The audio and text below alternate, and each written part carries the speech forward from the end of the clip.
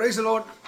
ஆண்டவராகிய இயேசு கிறிஸ்து நாமத்திலே உங்களை வாழ்த்துகிற தேவ பிரசன்னம் உண்டாகட்டும். நீதிமொழிகள் 24:10 படி, ஆபத்து காலத்திலே சோர்ந்து போவையானால் உன் பலன் குறுகினது. அநேகருடைய வாழ்வில் ஆபத்தெல்லாம் இல்லாமல் இருக்க முடியாது. எல்லா மனுஷனுக்கும் ஆபத்து இருக்கும்.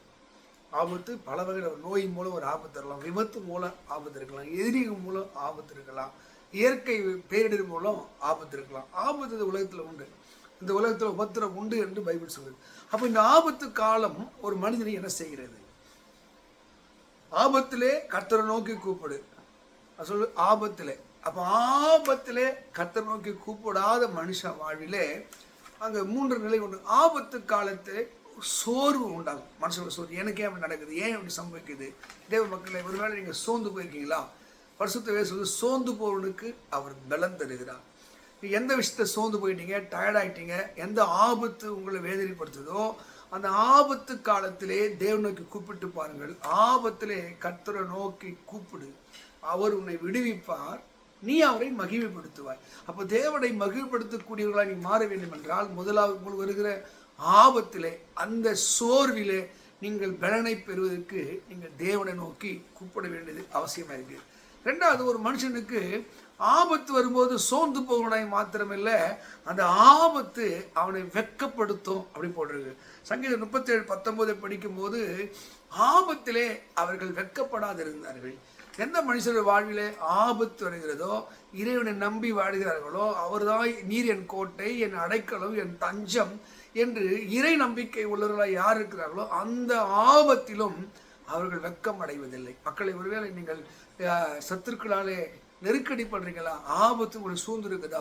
அதைத்தான் தாவீது சொல்ல, கர்த்தர் என் வலது பக்கத்தில் இருக்கிறபடியாலே நான் அசைக்கப்படும். அதே தாவீது சொல்கிறார், அவர் பூமியின் கடையாந்திரம் சென்று அவர் யுத்தங்களை ஓய பண்ண, வில்லை உடைக்கிறார், ஈட்டியை முறிக்கிறார், அவர் சண்டைகளை ஓய பண்ணுகிறார்.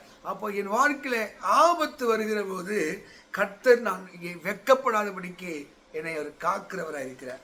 மூன்றாவது, ஒரு மனிதன் வாழ்வில் ஆபத்து வரும்போது அவனுக்கு நடக்கும். நீதிமொழி 1:26 பிறர் நகைக்க ஆரம்பிப்பார்கள். ஆபத்தில் நான் நகைத்து, உங்கள் வாழ்க்கையில் இந்த ஆபத்து, நாசமோசம், கண்ணீர் வரும்போது, உங்கள் அவமானம் மிகுதியாக இருக்கும் போது பிறர் நகைப்பார்கள்.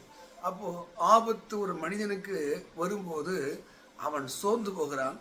ரெண்டாவது, அவன் வெட்கத்தை அடைகிறான். மூன்றாவது, பிறரால் எள்ளியை நகையாடும்படி அவன் நகைக்கப்படுகிறான். நீங்கள் எந்த நிலைமையில இருந்தாலும் உங்கள் வாழ்வு சோர்ந்து போகாதபடி நீங்கள் ஆபத்திலே கூப்பிடும் போது, ஆபத்திலே தேடும் பொழுது அவர் உங்களை விடுவிக்கிறவராக இருக்கிறார். ரெண்டாவது, நீங்கள் சோர்ந்து போகும்போதெல்லாம் அவர் பலம் தருகிறவராக இருக்கிறார். நீங்கள் வெட்கப்படும் போது வசனம் சொல்லுது, வெட்கத்துக்கு பதிலாக இரட்டத்தனையான பலன். ஆபத்தில் வெட்கப்பட்டீங்களா? அங்கே தெய்வம் அழகாக சொல்கிற ஏசாயாவில் வாசிக்கும் போது 54:4 பயப்படாதே, நீ வெட்கப்படும், நீ நாணாதே, நீ லட்சை அடைவதில்லை, நானே உனக்கு துணை நிற்கிறேன். அப்போ தேவன் உங்களுக்கு துணையா நின்று உங்கள் கண்ணீரெல்லாம் துடைப்பார்.